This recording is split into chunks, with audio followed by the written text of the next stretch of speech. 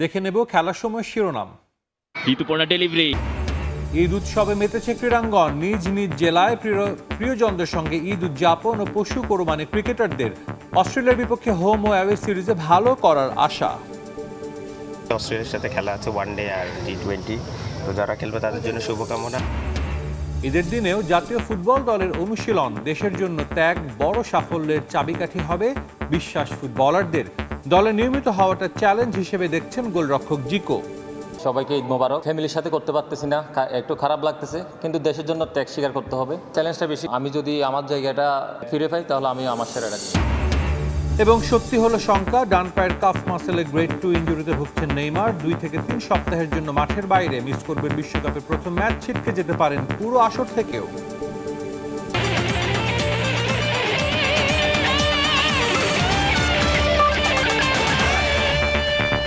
এই মুহূর্তে ভারতের গোয়ায় আছেন রিপোর্টার ফাহিম ইসলাম। সরাসরি যাচ্ছি তার কাছে। নারী সাব চ্যাম্পিয়নশিপে যেমনটা বাংলাদেশ নারী ফুটবল দল প্রত্যাশা করেছিল, সেই শুরুটা কিন্তু করতে পারেনি। আজকে পণ্ডিত জওহরলাল নেহরু স্টেডিয়ামে যে ভারতের বিপক্ষে 11 গোল খাওয়া মালদ্বীপ কিন্তু আজকে বাংলাদেশের বিপক্ষে জ্বলে উঠেছে। বাংলাদেশের ফুটবলারদের সামর্থ্য এবং বাংলাদেশের ফুটবলারদের স্কিল এবং তাদের মধ্যে যে বোঝাপড়া, সেই বিষয়টা আরো একবার খোলাসা হয়ে গিয়েছে এবং সেই বিষয়টা নিয়ে আরো একবার প্রশ্নবিদ্ধ হয়েছেন head coach Peter Butler. Press conference রুমে আমরা যখন পিটার বাটলারকে যখন প্রশ্ন করা হয়েছিল যে ফুটবল দলের যেখানে আসলে ভারত যেখানে এই যে মালদ্বীপকে 11 গোল দিয়েছে, সেখানে বাংলাদেশের একটা পর্যায়ে দেখা যাচ্ছিল যে বাংলাদেশের এই যে জয় পাওয়াটাই কঠিন হয়ে দাঁড়িয়েছে। সেখানে শেষ পর্যন্ত সুরভি আকন্দ বাংলাদেশকে উদ্ধার করেছে এবং শেষের দিকে কোহাতি কিসুকু আরো একটি গোল করে 4-2 গোলের যে জয়টা, সেই জয়টা কিন্তু বাংলাদেশকে একেবারে খাদের কিনারা থেকেই পার করে দিয়েছে সেমিফাইনালের দিকে। তবে বাংলাদেশের সামনের যে ম্যাচটা, ভারতের যে ম্যাচটা, সেই ম্যাচটা কিন্তু আসলে একটা ভাইটাল ম্যাচ হতে যাচ্ছে। আজকে যে প্রেস কনফারেন্স রুমে Peter Butler, post match press conference রুমে পিটার বাটলার বলেছেন যে সেই ম্যাচের চিত্রটা ভিন্ন হতে পারে এবং সেই ম্যাচ দিয়েই কিন্তু তিনি আবার ঘুরে দাঁড়াবেন। আমরা দেখেছি যে পিটার বাটলার কিন্তু তার কথা রাখেন এবং কি তিনি আসলে ঘুরে দাঁড়াতে যে পারেন সেটা আমরা বেশ কয়েকবার দেখেছি এবং কি ভারত ম্যাচে নিশ্চিতভাবে তিনি ভিন্ন কিছু পরিকল্পনা করেছেন। এছাড়া তিনি আরো বলেছেন যে দলে বেশ কিছু ইনজুরি সমস্যা রয়েছে, যে ইনজুরি সমস্যাগুলোর কারণেই কিন্তু তিনি তার যেই পছন্দের যে স্কোয়াডটা, সেই একাদশটা কিন্তু তিনি মাঠে নামাতে পারেননি, যার খেসারত দিতে হয়েছে মাঠে। এছাড়া আরো বেশ কিছু বিষয় তিনি আসলে উত্তপ্ত করেছেন প্রেস কনফারেন্স রুম। যদি আমি বলি যে কোচ ইস্যুতে তার যে সিদ্ধান্ত, নারী ফুটবল দল তার যে সিদ্ধান্ত, সেই সিদ্ধান্তগুলো যদি কারোর হস্তক্ষেপ কিংবা তার কৌশল নিয়ে যে বা দেশের ফুটবলে যে একটা সমালোচনা হয় তার হাইলাইন ডিফেন্স নিয়ে, সেই বিষয়ে তাকে প্রশ্ন করা হলে তিনি আসলে সাফ জানিয়ে দেন যে তার সিদ্ধান্তের বিষয়ে যদি কেউ হস্তক্ষেপ করে সেখানে তিনি কিন্তু আর এই বাংলাদেশ নারী ফুটবল দলের সঙ্গে থাকবেন না। তিনি বলেছেন ফেডারেশনকে তাহলে অন্য কোচ খোঁজার জন্য। সো এটা আসলে বলার অপেক্ষা রাখে না যে পিটার বাটলার আসলে নারী ফুটবল দলের যেভাবে উন্নত করেছেন, সেভাবে তিনি আসলে এই নারী ফুটবল দলের নিজের যে ক্ষমতা, নিজের যে নিজেকে নিজে যেভাবে চান সেভাবে তিনি কিন্তু এই নারী ফুটবল দলকে চালাতে চান। কিন্তু বাংলাদেশ নারী ফুটবল দলের শেষ যে ম্যাচটার কথা বলছি, এই ম্যাচটা কিন্তু নিয়ম রক্ষার ম্যাচ হলেও ভারতের বিপক্ষে, তবে দু দলের জন্য খুবই কিন্তু গুরুত্বপূর্ণ ম্যাচ, কারণ এই ম্যাচে যারাই জিতবে তারাই কিন্তু গ্রুপ চ্যাম্পিয়ন হয়ে সেমিফাইনালে যাবে। সেমিফাইনালে যদি বাংলাদেশ গ্রুপ চ্যাম্পিয়ন হয়ে সেমিফাইনালে যায়, সেখানে আসলে বি গ্রুপের যে প্রতিপক্ষ রয়েছে, দুর্বল প্রতিপক্ষ, সেই প্রতিপক্ষকে পাবে সেখানে ভুটান হতে পারে, কারণ ভুটান সেই দৌড়ে এগিয়ে আছে। তাহলে বাংলাদেশের ফাইনালে যাওয়ার পথটা কিন্তু অনেকটাই সহজ হয়ে যাবে। অন্যদিকে যদি বাংলাদেশের যদি রানার্স আপ হয়ে এই গ্রুপ থেকে কোয়ালিফাই করে, তাহলে কিন্তু বাংলাদেশের প্রতিপক্ষ নেপাল হয়ে যাবে। নেপালও কিন্তু এবারে সাব চ্যাম্পিয়নশিপের হট ফেভারিটদের মধ্যে অন্যতম। এর আগে কিন্তু শিউলি আজিম বলেছেন যে ভারত এবং কি নেপাল এই দুই দলকে কিন্তু এবার নারী সাব চ্যাম্পিয়নশিপের শিরোপার দাবিদার। সেক্ষেত্রে বাংলাদেশের সেমিফাইনালটা কিন্তু কঠিন হতে যাচ্ছে।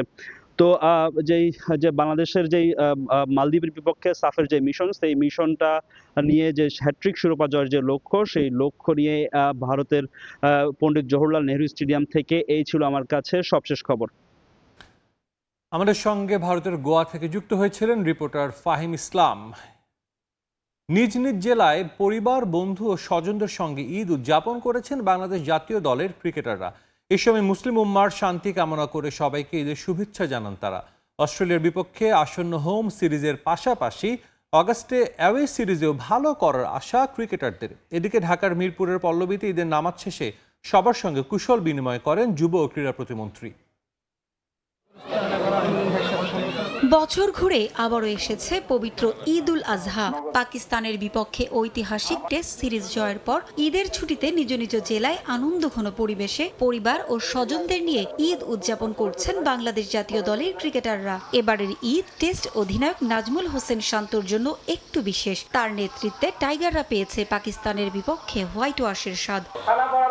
ঈদ উল আজহার দিনে রাজশাহীর পবার রণহাট গ্রামের ঈদগাহ মাঠে নামাজ আদায় করেন শান্ত।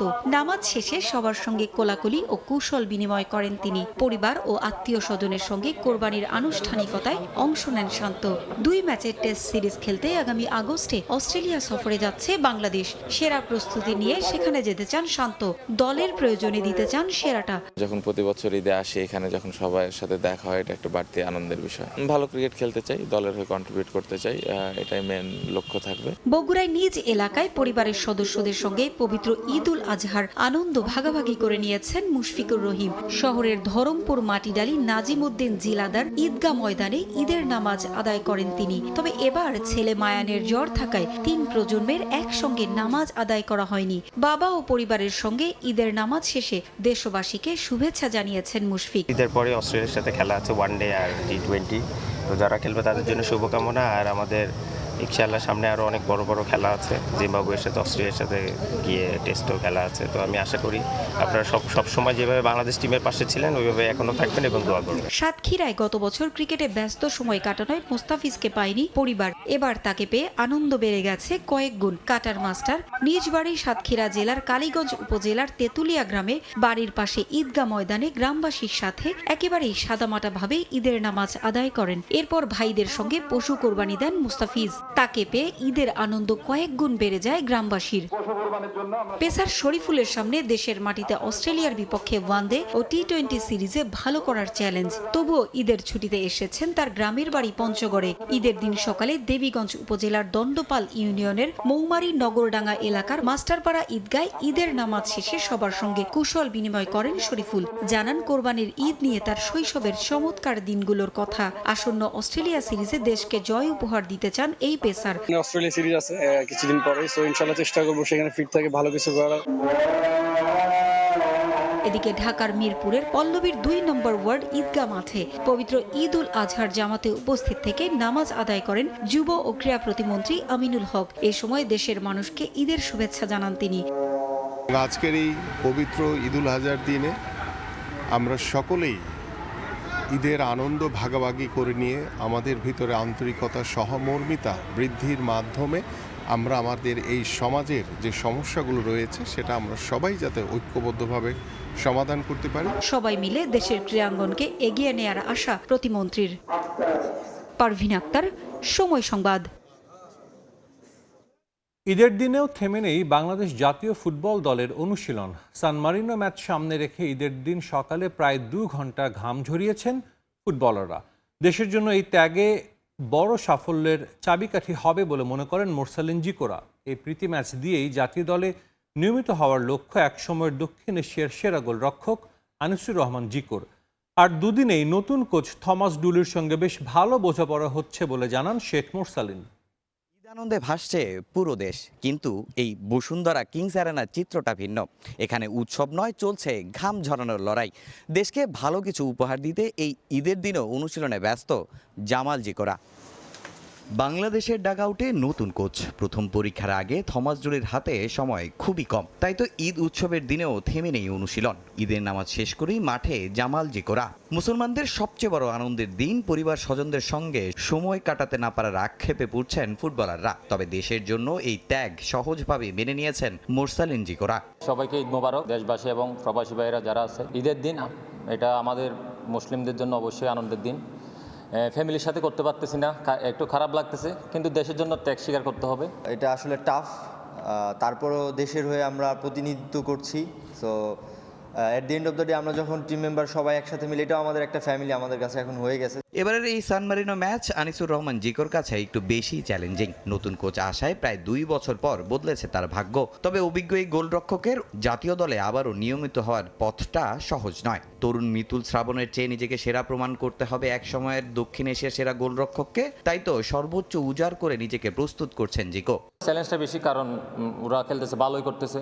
তো আমি যদি আমার জায়গাটা ফিরে পাই তাহলে আমি আমার সেরাটা দিব। এটার জন্য তো আমি অনেক দিন ধরে কষ্ট করতেছি, অনেক হার্ড ওয়ার্ক করছি, সকাল বিকাল জিম। নভেম্বরেও সাপোর্ট করছে অনেক আমাদের গোলকিপার কোচ। তো লাস্ট 2 বছর বলতে গেলেই এই সিজন পুরোটা খেলছি, আল্লাহর রহমতে আবার ট্রাভেলও দিচ্ছি। আসলে এই জার্নিটা অনেক কঠিন ছিল। 5 জুন ইউরোপের দেশ সান মারিনোর বিপক্ষে প্রীতি ম্যাচ বাংলাদেশের। এই ম্যাচ শুধু জিকোদের জন্য নয়, নতুন কোচ থমাস জুলির জন্য বড় পরীক্ষা। অল্প সময়ই দলে কতটা পরিবর্তন আনতে পারেন তিনি, সেটাই দেখার অপেক্ষায় সমর্থকরা। দুদিনই ফুটবলারদের সঙ্গে ভালো সম্পর্ক গড়েছেন ডুলি। খুব অল্প সময় এ ব্যাপারে আসলে কমেন্ট করাটা খুব টাফ, বাট তারপরেও খুব পজিটিভ এনার্জি আছে। আমাদেরকে শেখানো ট্রাই করতেছে, খুব ফ্রেন্ডলি। ভুল হলে আমাদেরকে খুব সুন্দর করেই যেন আমরা তাড়াতাড়ি ওইটা কানেক্ট করতে পারি, ওইটা আমাদেরকে শেখাচ্ছে। ঢাকায় আর মাত্র 2 দিন অনুশীলনের সুযোগ পাচ্ছে বাংলাদেশ দল। এরপর 31 মে ইউরোপের উদ্দেশ্যে দেশ ছাড়বেন জামাল ভুঁইয়া জিকোরা। সান মারিনো ম্যাচ দিয়েই শুরু হবে নতুন কোচের অধীনে বাংলাদেশের নতুন অধ্যায়। তামিম হোসেন, সময় সংবাদ, ঢাকা। মেডিকেল টিমের দাবি ছিল গুরুতর কোনো ইনজুরি নয়, বরং ডান পায়ে কিছুটা ফোলা ভাব রয়েছে নেইমারের। তবে বিশ্বকাপ ক্যাম্পে যোগ দিয়ে করা মেডিকেল পরীক্ষার ফলাফল বলছে ভিন্ন কথা। ছোটখাটো নয়, ভালোই গুরুতর। মাংসপেশি ছিঁড়ে যাওয়ায় সুস্থ হতে লাগবে অন্তত 2 থেকে 3 সপ্তাহ। গ্রাঞ্জা কোমারিতে এসে মেডিকেল টেস্ট করেছেন নেইমার, যেখানে করা এমআরআই রিপোর্টে উঠে এসেছে শুধু ফোলা ভাব নয়, গ্রেড 2 কাফ ইনজুরিতে ভুগছেন সে। ফিট হতে অন্তত 2 থেকে 3 সপ্তাহ সময় লাগবে নেইমারের। বিশ্বকাপে ব্রাজিলের প্রথম ম্যাচের বাকি 16 দিন। নির্ধারিত সময় সুস্থ হলেও প্রথম ম্যাচে তাই থাকার সম্ভাবনা নেই নেইমারের। তবে ইনজুরি জর্জরিত কোনো ফুটবলারকে শেষ পর্যন্ত স্কোয়াডে রাখবেন কি কার্লো অ্যানচেলোত্তি? গ্রুপ পর্বের প্রথম ম্যাচে মরক্কোর বিপক্ষে খেলবে সেলেসাও। জয় দিয়ে শুরু করতে পেরোতে হবে কঠিন পরীক্ষা। সে ম্যাচে একজন কম খেলোয়াড় নিয়ে মাঠে নামাটা ঝুঁকিপূর্ণ হবে ব্রাজিলের জন্যই। নেইমারের ইনজুরি যে কতটা গুরুতর সেটা বোঝা গেছে ব্রাজিলের প্রথম দিনের ট্রেনিং সেশনে। ক্লোজ ডোর অনুশীলনে ছিলেন না নেইমার। অনুশীলনে না রেখে তাকে তেরোসোপোলিসের একটি বেসরকারি ক্লিনিকে পাঠানো হয়। সেখানেও ছিল নাটকীয়তা, সর্বোচ্চ গোপনীয়তায় চলে পরীক্ষা নিরীক্ষা। ক্লিনিক কর্তৃপক্ষকে কোনো ধরনের তথ্য গণমাধ্যমে না দেওয়ার ব্যাপারেও ছিল কঠোর নির্দেশনা। নেইমারের এই চোট এখন বড় পরিবর্তন আনতে পারে কার্লো অ্যানচেলোত্তির পরিকল্পনায়। বিকল্প হিসেবে আছেন জোয়াও পেদ্রো। চেলসি ফুটবলারকে স্কোয়াডে না রাখায় সমালোচনা হয়েছে তীব্র। আর তেমনটা করলে জাতীয় দলে না ফিরেই শেষ হচ্ছে নেইমারের আন্তর্জাতিক ক্যারিয়ার। 3 বছর আগে শেষবার হলুদ জার্সি গায়ে জড়ান সেলেসাওদের হয়ে এই সর্বোচ্চ স্কোরার। সাব্বির মিথুন, সময় সংবাদ।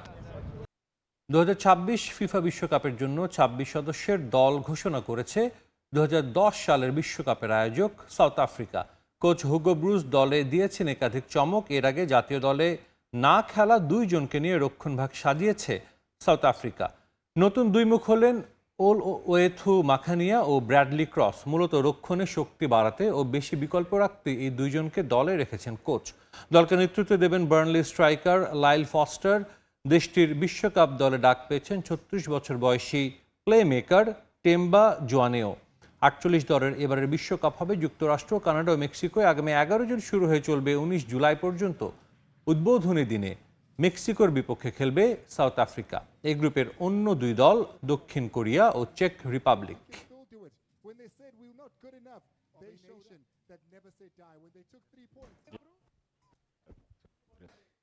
খেলোয়াড়ি জীবনের বর্ণিল অধ্যায় প্রায় শেষ। এবার ডাগ আউটের মাস্টার মাইন্ড হওয়ার লড়াইয়ে নামলেন থিয়াগো সিলভা। চেলসি ও ব্রাজিলের সাবেক এই কিংবদন্তি ডিফেন্ডার এখন স্কটল্যান্ডে ব্যস্ত সময় পার করছেন ইউএফা এ লাইসেন্স কোচিং কোর্স নিয়ে। থমাস টুখেল কিংবা উনাই এমেরির মতো মাস্টার মাইন্ডদের কাছ থেকে শেখা অভিজ্ঞতা এবার ডাগ আউটে কাজে লাগাতে চান এই ব্রাজিলিয়ান। সিলভা কথা বলেছেন বিশ্বকাপে ব্রাজিল দলের সম্ভাবনা নিয়েও। স্কটল্যান্ডের বিপক্ষে সেলেসাওদের ম্যাচে নিজ দলকে এগিয়ে রাখছেন এই কিংবদন্তি।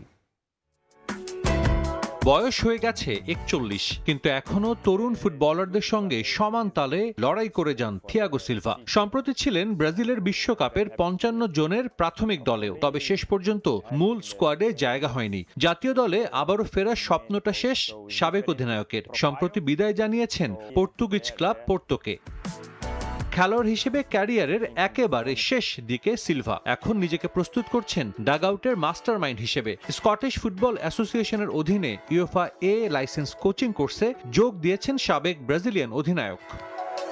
20 বছরের দীর্ঘ ক্যারিয়ারে সিলভা কাজ করেছেন বিশ্বের নামি দামি সব কোচের অধীনে। ফুটবলার হিসেবে অর্জিত সেই বিশাল অভিজ্ঞতার ভান্ডারকেই এবার কোচিংয়ে ঢেলে দিতে চান সাবেক ব্রাজিল অধিনায়ক। ফুটবলে আমার 20 বছরের ক্যারিয়ারে আমি অনেক কোচের অধীনে খেলেছি, তাই নির্দিষ্ট একজনের নাম বলা কঠিন। তবে থমাস টুখেল, উনাই এমেরি, বর্তমানে ফ্রান্সিসকো ফারিওলি এবং জাতীয় দলে তিতেকে পছন্দ করি। তাদের প্রত্যেকের কাজের ধরন আলাদা, তাই আমি সবার কাছ থেকেই কিছু না কিছু নেয়ার চেষ্টা করি। এই মুহূর্তে প্রথমে আমার এই কোর্সটি শেষ করা দরকার, এরপর পরিবারের সঙ্গে কিছুটা সময় কাটিয়ে ক্লান্তি দূর করব, জীবনটাকে একটু উপভোগ করব, একই সাথে পরবর্তী পদক্ষেপের কথাও চিন্তা করব। সিলভা কথা বলেছেন বিশ্বকাপে ব্রাজিল দলের সম্ভাবনা নিয়েও। হেক্সা মিশনে আনুষ্ঠানিক প্রস্তুতি শুরু করেছে সেলেসাওরা। বিশ্বকাপের গ্রুপ পর্বে মরক্কো, স্কটল্যান্ডের মতো দলের মুখোমুখি হবে ব্রাজিল। বিশ্বমঞ্চে স্কটল্যান্ডের বিপক্ষে ম্যাচে নিজের দেশকেই এগিয়ে রাখছেন সিলভা। ম্যাচের ফলাফল খেলার আগে এটা বলা আসলেই কঠিন। আমি মনে করি ব্রাজিল এবং স্কটল্যান্ড দুটি দলই খুব ভালো মানের, তবে আমার মন তো সবসময় ব্রাজিলের পক্ষেই থাকবে। ব্রাজিল হয়তো 2-1 ব্যবধানে জিতবে। স্কটল্যান্ডের বিপক্ষে ম্যাচের আগে প্রতিপক্ষের সেরা অস্ত্রকেও চিনে রাখছেন সিলভা। আলাদাভাবে সতর্ক করলেন অ্যাস্টন ভিলার অধিনায়ক জন ম্যাকগিনকে নিয়ে।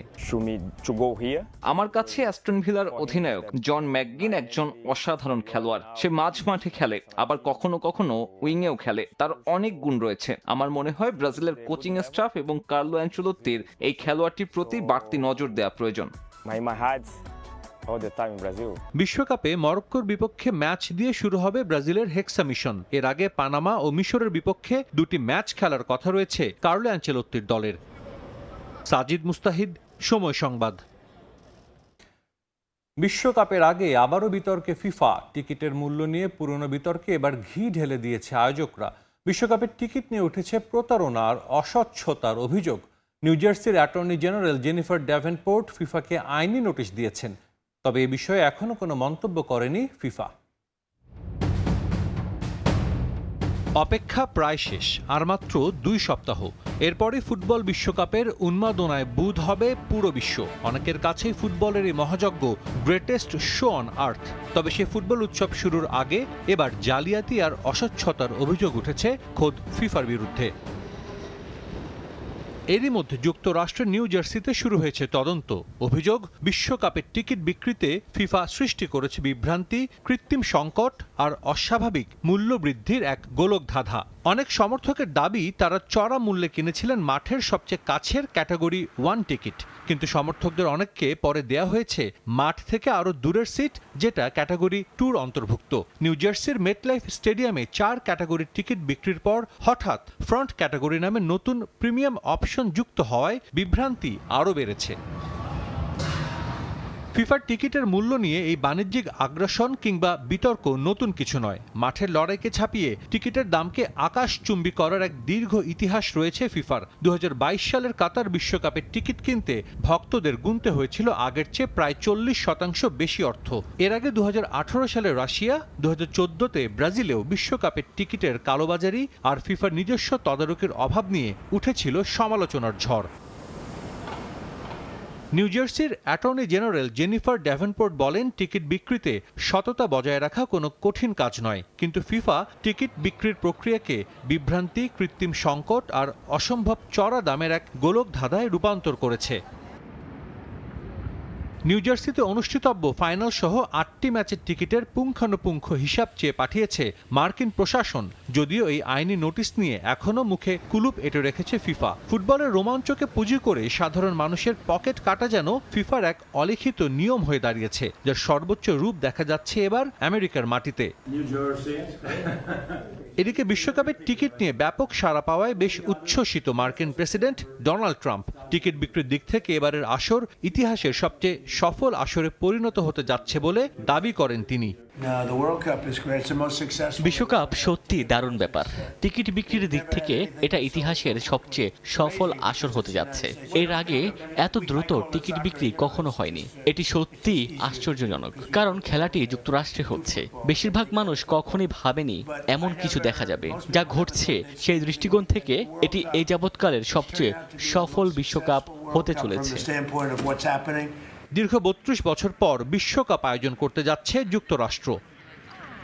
সাজিদ মুস্তাহিদ, সময় সংবাদ।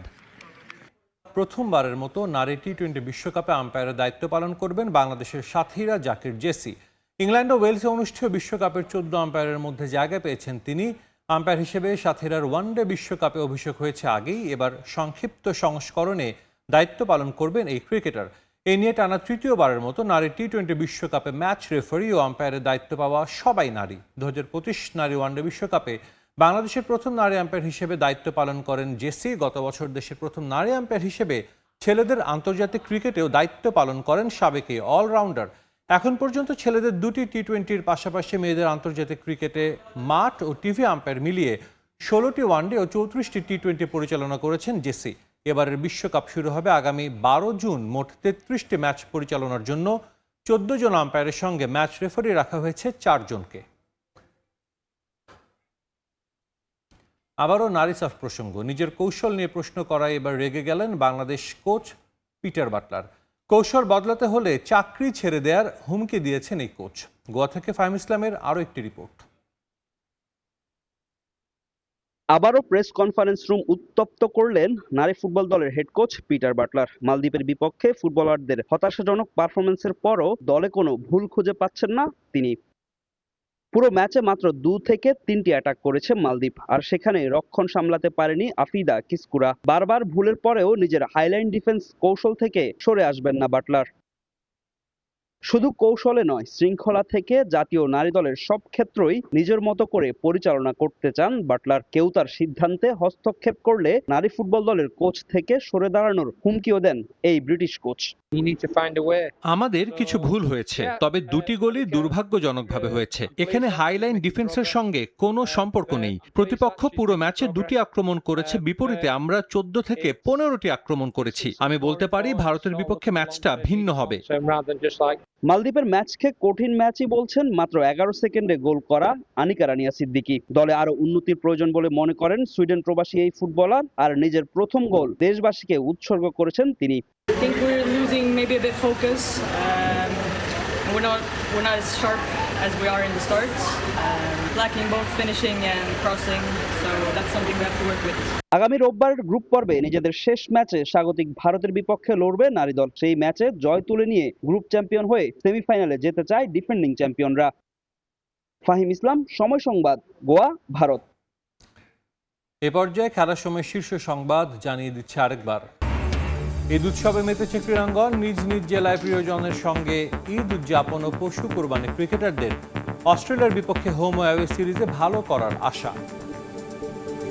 অস্ট্রেলিয়ার সাথে খেলা আছে ওয়ানডে আর টি-20, তো যারা খেলবে তাদের জন্য শুভকামনা। সত্যি হলো শঙ্কা, ডান পায়ের কাফ মাসেলে গ্রেড 2 ইনজুরিতে ভুগছেন নেইমার। 2 থেকে 3 সপ্তাহের জন্য মাঠের বাইরে। মিস করবেন বিশ্বকাপের প্রথম ম্যাচ, ছিটকে যেতে পারেন পুরো আসর থেকেও।